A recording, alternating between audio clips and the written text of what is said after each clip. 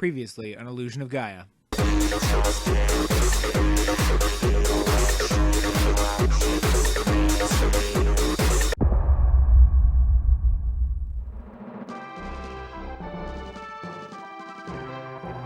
Well, hello and welcome back to Nathan Plays Illusion of Gaia. My name is Nathan, and this, of course, is Illusion of Gaia on the Super Nintendo. It has been several weeks, I think, since I posted anything or really was involved in any way in this recording project. I was out of country for a little while there, but it's all come back to me pretty quickly, and I think we can dive right in without worrying too much about it. One thing I wanted to do in this video was to show you the introduction cutscene for the game.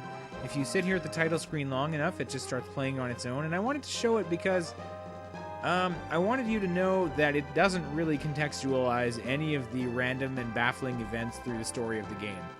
I thought it was important to see it. In the interest of full story disclosure, I thought we should watch. So here we go.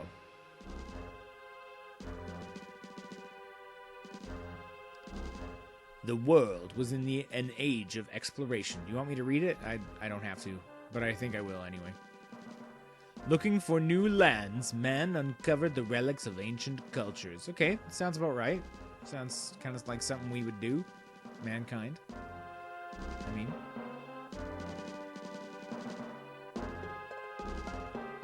fancy Mode 7 graphics there. As time passed, many legends began to surface. A legend from each ruin, a legend from each culture. Various relics were found in the ruins. No need for specificity, just various relics. One of the legends told of strange statues in the shapes of spirits. Oh, I've been finding some of those, the spirit statues. What was a spirit to ancient people? The ruins don't tell us. Yeah.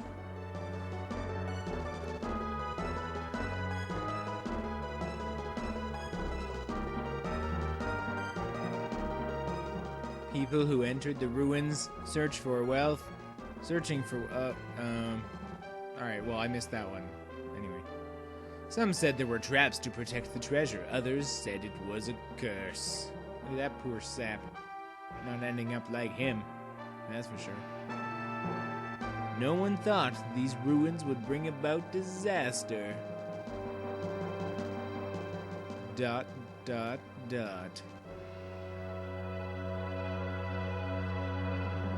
And that's it.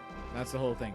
So, does it lend any context or sense to the game? Maybe to you, not to me. Think about it. Anyway, let's get back to our journey.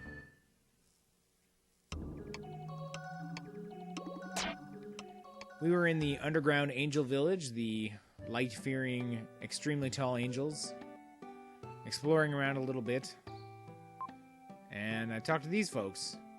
Once, a human woman named Kara. Oh, she went down to Ishtar's studio. That's probably fine. It's not weird at all. And this one says, I'll show you the way to the studio. Remember it. Oh, okay, good. Got it. Go with the wind, right? Torch bending, okay. Dark streets, waterfall. All right, hey, wait, slow down. I gotta write some of this down.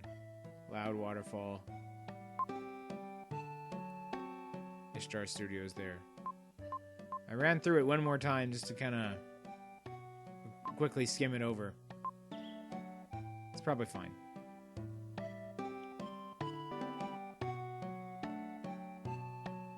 Elsewhere, I finally decided to talk to this person who plans to make 1,000 statues in her lifetime. Or his, I don't know. I don't know if that's just a very long-haired man. Could be. This person appears to be sleeping. Okay, well, we'll let you be.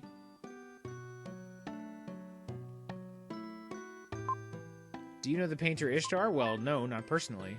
Oh, on second thought, yes. Yes, I do. But creatures with hate in their hearts are in the way. Well, I'm even hatier than them. No, I'm not. I'm fine. So it's time to get back into the dungeon swing of things and do some fighting. We have bats. These go in kind of a weird arc pattern like in Zelda 2 all over again. And aren't difficult to kill, but are annoying.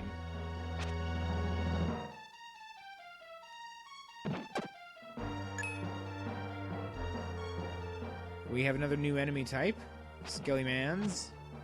These ones do kind of a kamikaze rush thing. I guess we've fought skeletons before, but it's been a while. And they do have one new trick up their sleeves. That is Skelorangs. Maybe they're toenails. I'm not sure. Anyway, I took kind of a beating in these early stages of the dungeon here. Of which I am not proud. So I quickly decided to backtrack, refill my health, and approach the thing with a little more caution. A little more skill, hopefully. One thing I discovered pretty quickly is that a good slide and hit combo will take care of the skeletons pretty quickly.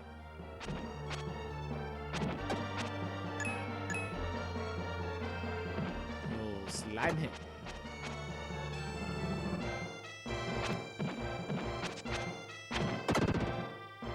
And in this dungeon, thankfully, they dole out the power-ups a lot more quickly than some of the other ones, so I got a strength increase.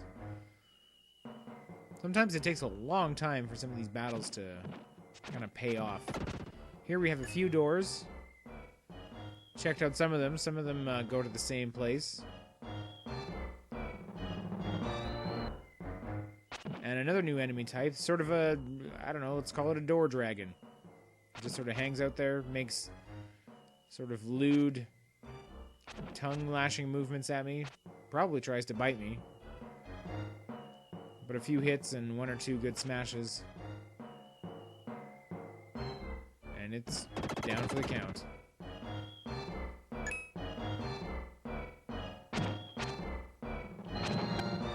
Ugh, those bats.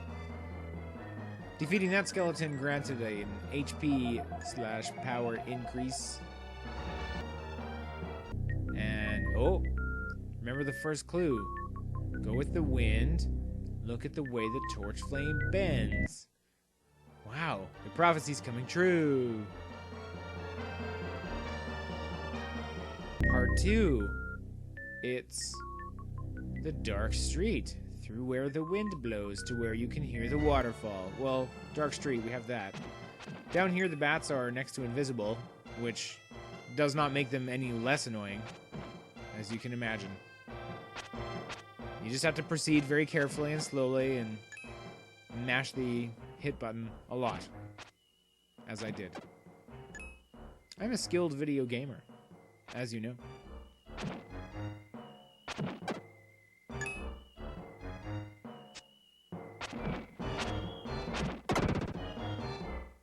But finally, all my hard work paid off with another strength increase. And the next area.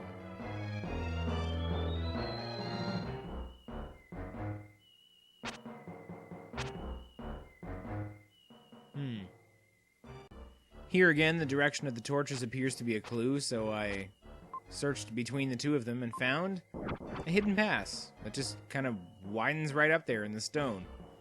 Magic, I suppose. Another new enemy type. We have kind of a skull turret there.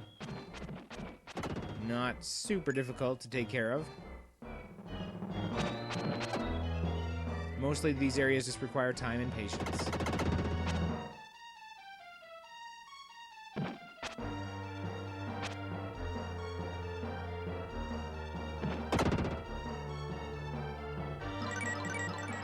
And a defense increase for all my troubles. Decided to check this out. Oh, it's a wind tunnel, and you can see it's blasted me back against the wall quite handily. But there was one other thing I wanted to look into. Slide through that crevice and find a red jewel. Excellent. I feel quite clever at the moment.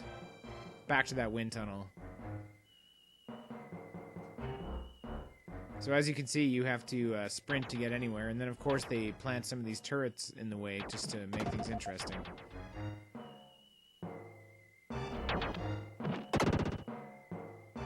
Fortunately, only the two of them in the room, and I got more HP. Mostly this place is just time-consuming, like I said. Can't stop here. This is bad country. I know I delivered that line way better than the one in the movie. You're welcome. After busting through all of that, another defense increase. Really making good gains here for in a fairly short amount of time.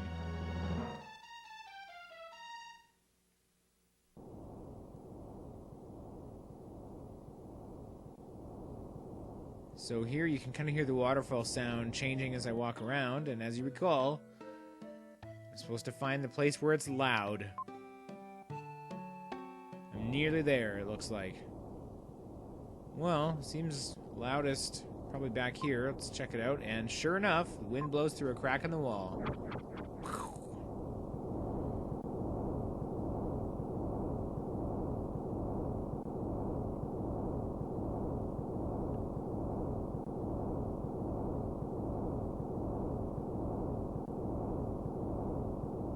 Couple of doors here.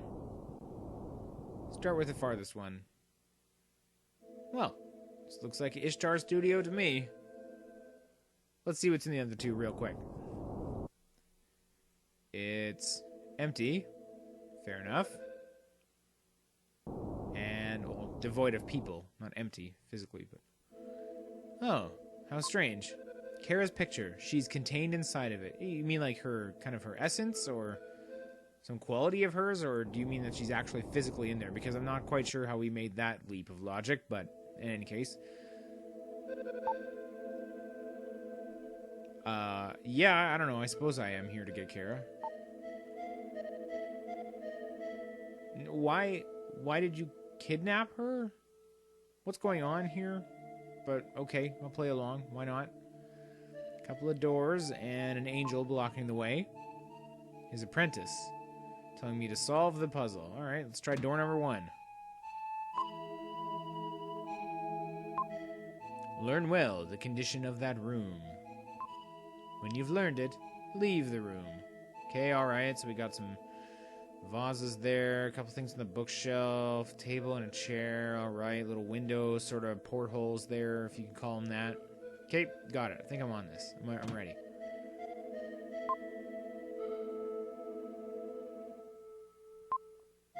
Show how it's different from the room before. Okay, am I supposed to walk over to something, or... But, oh! I have a mouse pointer, it looks like. I need to pick the thing. Turns out I need to try again. My powers of observation are not quite so spectacular. Oh, it's the vase on the right. Okay, alright. Let's try this one more time. Yeah. Blah, blah, blah. And... right answer. The jar has changed color. Oh, man. That was tough. I hope this doesn't get any harder. I don't think I can take it. Okay, we're doing this again. Alright. 2 paintings, brown vases, kind of a stone table there. A rock in the corner. Okay. I take a moment to drink it all in. Oh, easy. I got this one. Vases again. Boom. Oh, but I misclicked, so I needed to exit and then you have to run back actually and check it out again. Okay, fine. And here we go. This time I was right. It's kind of fiddly, that little mouse cursor. That's what I'm going to blame it on anyway. Learn well the condition of the room. Well, I'm just going to crack that open, aren't I? I found an herb. Leave a chest sitting there. I'm not doing that. Turns out that's part of the solution. Rather mistakenly, in my greed, I created the difference in the room myself.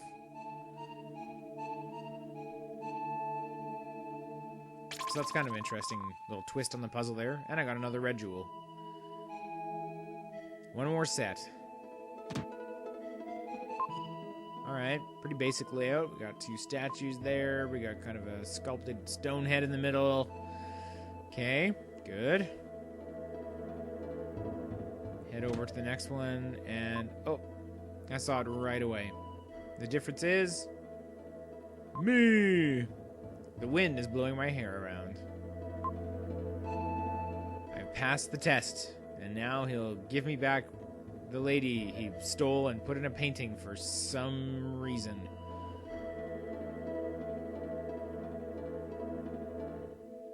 Oh, now he himself is in a painting, staring sternly at me. Sprinkle magic powder on the painting and give it a kiss. Okay, come on, man. Really, is the kiss necessary? If I care deeply, something will happen. You'll see. Alright, whatever.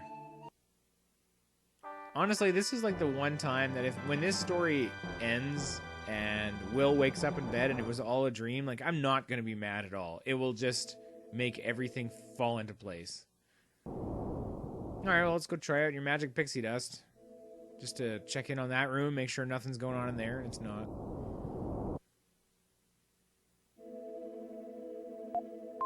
Okay, equip the dust there. Magic dust releases person from painting. That's a weirdly specific use for magic dust, but there we are.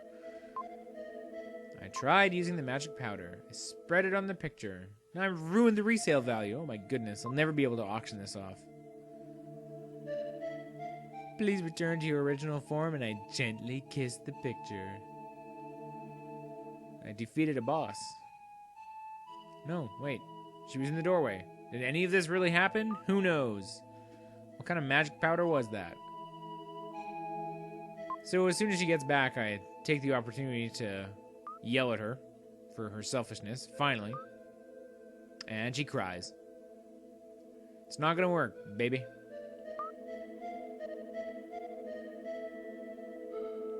You know what? None of us do know what we're doing, I mean.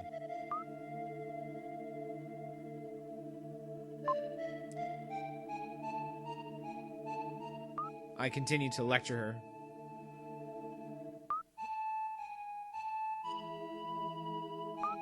And I don't really know what she's talking about anymore. It's probably dumb. Oh, it's alright if I don't understand. Good, because I don't. I'll be straight up about that. I do not understand. And she'll never forget today. Yeah, remember that time you were trapped in a painting? That's fun, right? Back at our guest house. Everyone gathers around. Not around. Well, there's a table nearby. We're very table-oriented people, but.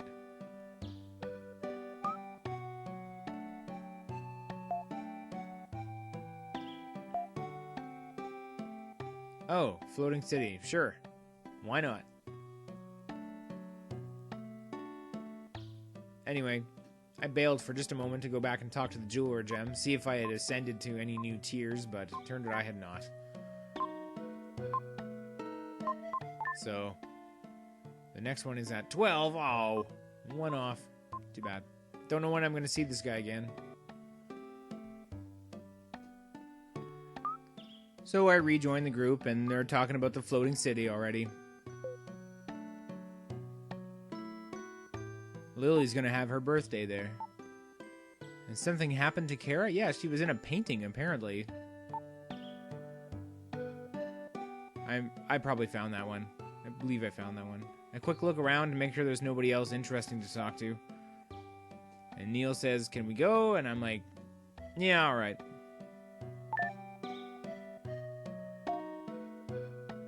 Yep, good advice. Thanks, Neil. A traveling screen. We haven't seen one of these in a while. Angelville. Time to arrange ourselves in bowling pin formation and head out around the mountains, over the river, to Watermia, looks like. Once we carefully turn back to north. Yes, Watermia. Watermia. Watermaya. I'm not sure. Watermia. I'm going with that. No one can tell me otherwise. I'm the one recording it. Aha! We went to the water city, Watermia. A beautiful town with houses built on rafts. The townspeople have kindly put us up at the house of young Luke. Ooh, Skywalker? We can only hope. This is Luke's house. He is a lovable young fisherman. I am going out on a long fishing voyage. You can use my house while I'm gone. Presumably Luke is saying this in Will's font and color. And without any indication. We found a good table to gather around, so everybody's up to that. That thing's like up to Kara's eyes. You think the table's really big or we're really short? Kara's getting philosophical about the wrong side of town. Lance went out to go look for somebody. Eric found something good and feels guilty about it. That's not weird.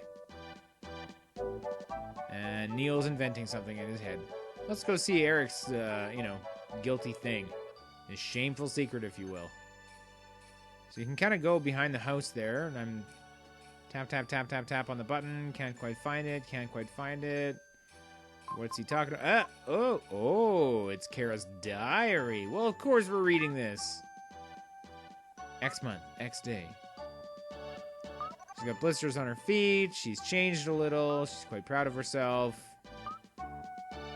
And she's going to wish on a lotus leaf for her love. Whoever that poor sucker is. Anyway, let's look around town a little bit. Oh, here's Luke. He wants me to take good care of his business while he's away every day. Woo. And this man just randomly decides to tell me about Sand Fanger that lives on the Great Wall of China. Okay, so this is another thing that gets me about this game, alright? Is that you have a mix of seeming like real places and then also fake places. Like the Great Wall of China and then Watermia. There's a crazy old man in town who is on an expedition to the Tower of Babel. Maybe we'll find him later. Then at long last, I come to the object of my quest, a gambling den.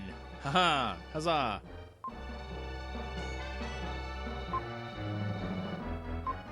Everybody's waxing philosophical about gambling, I guess. Meanwhile, some sort of drinking contest. Oh, and the jeweler gem. Hey, what's up? Now I know where he is, at least.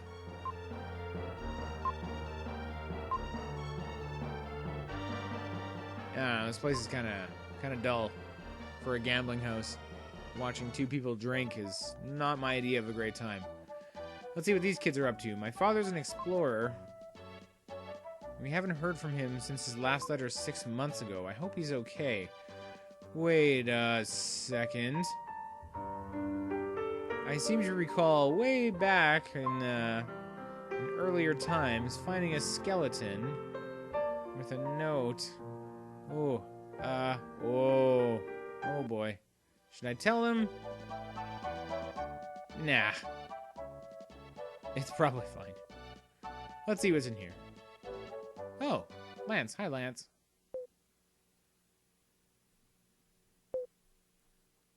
Lance found his dad. In a rocking chair. In Watermia. Hi, Lance's dad. Went on an expedition with Ullman. It was scary, but fun. That's all he has to say about that. He seems to have lost his memory. Oh, Lance, that's really sad. Too bad I don't have that song of memory anymore. I still have Lola's melody. Will that do anything? Of course not. Okay. Well, I'll leave you to it. Oh, never mind. He's coming along. He's preparing Lily's birthday party and wants to go back by dark. So I decide to go back to the room with him. Let's have Lily's birthday party while we're all together. What? Everyone remembered my birthday? Hey, Kara, bring that. Ooh, what could it be? It's a cake. Yay, Neil made it. My first cake. It was harder than building an airplane. Well, you were kind of terrible at building the airplane, so I really have my doubts about how this cake is going to go. Suddenly, without anyone moving, we fast forward to the end of the party. Apparently, we haven't touched the cake either. Lance wants to talk to Lily outside. Ooh. And for some reason, we get to watch. Yay.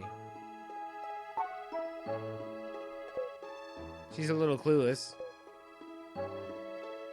Lance gives her roses. Hey, I said a necklace, man. You asked, and I said necklace.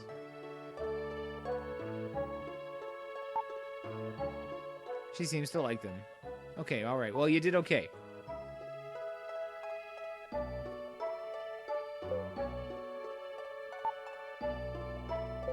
And then Lance takes the next step. Oh, man. He did it. Drop the L word. Lily doesn't say anything. Lance starts to panic.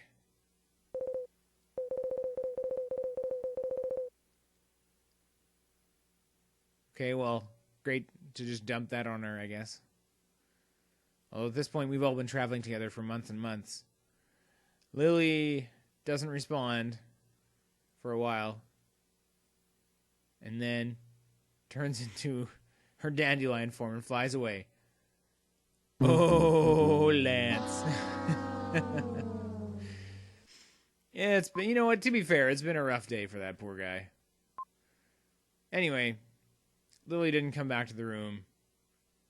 And apparently neither did Lance. So in the morning, no one's concerned.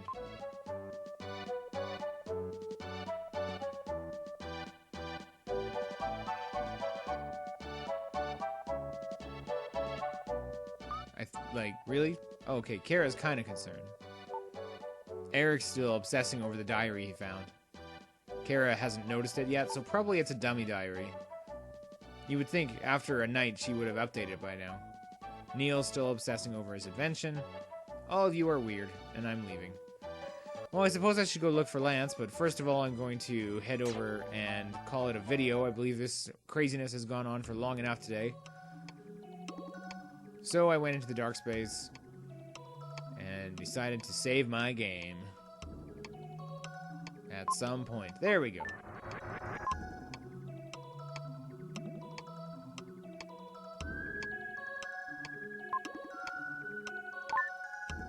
Well, I suppose next time we'll see if we actually get to the Great Wall of China. And for some reason I tried to leave and continue. There we go. I don't want to continue my journey. So next time, Great Wall of China. Hopefully we'll find Lance again. Will he be able to reconcile his relationship with Lily? Who knows? Will any of us actually enjoy that cake? I guess we did, because it was gone this morning. Will I have the gumption to tell those two children that their father isn't coming back? No, that's terrible. They'll figure it out on their own. Anyway, thanks for watching, and we'll see you next mission.